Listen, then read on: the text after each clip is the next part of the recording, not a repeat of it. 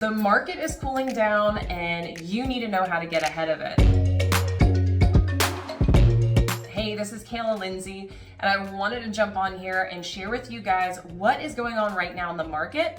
And stay tuned to the end of this video because I'm going to share with you exactly how you can help not only your buyers, but also your sellers when interest rates are rising to make sure they get a lower interest rate than the average. So let's dive into it. If you guys are liking this content, make sure you make some comments, like on it. We want to make sure that we hear from you and hear your questions so I can get them answered. So what is going on in the market right now? Well, in case you've been living under a rock, interest rates went from 3.5% to 6.5% in just 3 weeks. Why is this terrifying? Well, see, a 6.5% to 7% interest rate is actually not that scary. What people are scared of is that it shot up so quickly. See, we've been sitting at sub 3 interest rates for a very long time, probably close to 3.5 years. So when something pushes up that quickly, people get a little bit nervous, and it's understandable because we don't know when the roller coaster is going to stop. Now, while we're in the enjoyment of this roller coaster, let me explain something to you.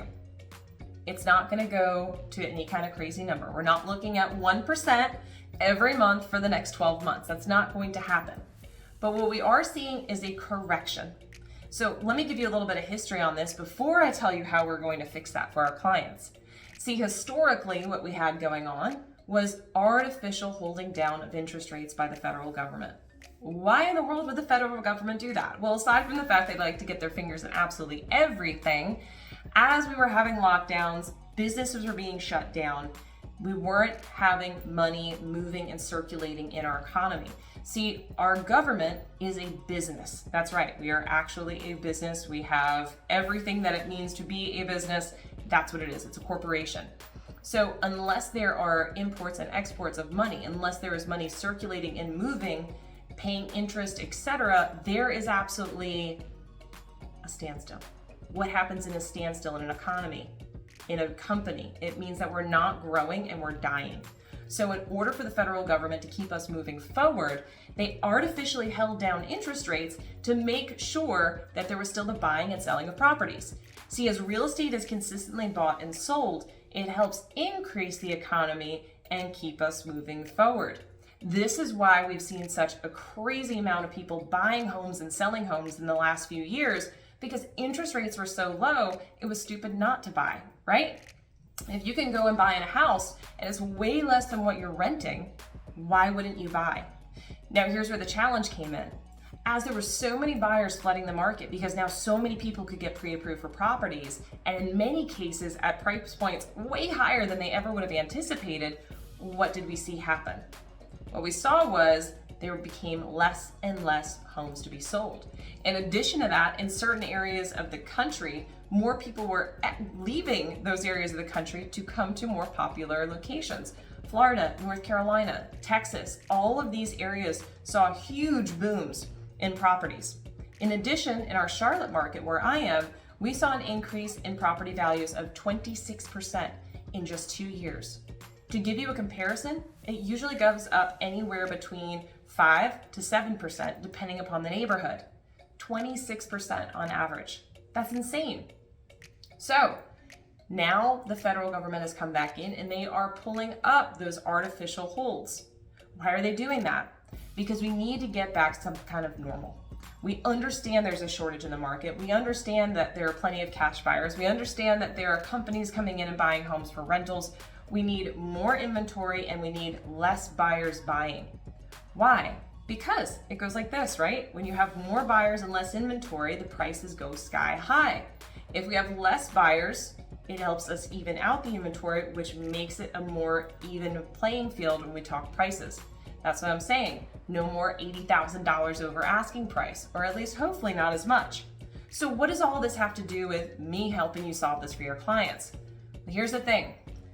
You need to start looking into and researching assumable interest rates. That's right. Assumable interest rates are something that's going to help you and your clients get ahead.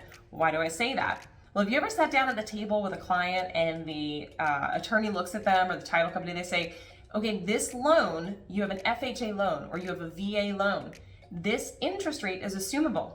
Now, if you did this anytime in the last 7 years, you're probably like, okay, whatever, what's the big deal? The interest rate's great. Who would need this? They could just go get their own loan.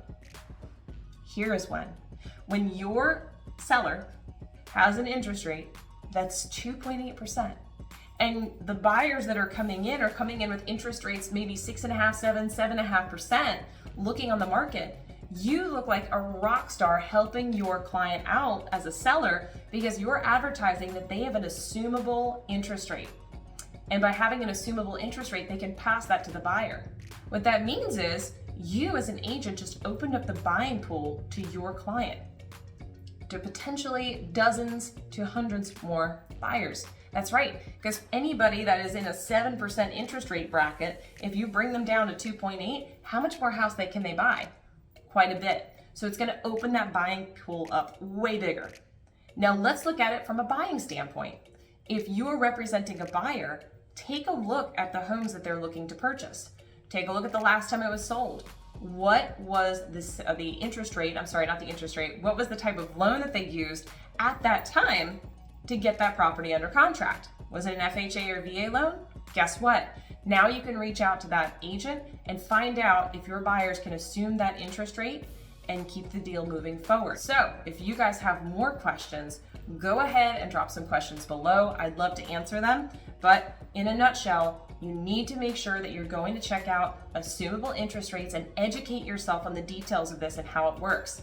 See, if you're explaining this to another agent, such as a listing agent if you're the buyer's agent, or a buyer's agent if you're the listing agent, having that knowledge of how to explain this is also going to make sure the deal gets done.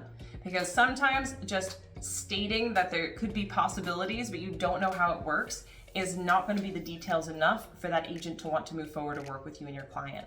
So make sure you're going to educate yourself on the details. If anybody has questions, comments, drop it below. I hope you guys enjoyed this, and I'll be back with some more information here soon. Kaila Lindsey, I'll see you guys soon. Thanks so much.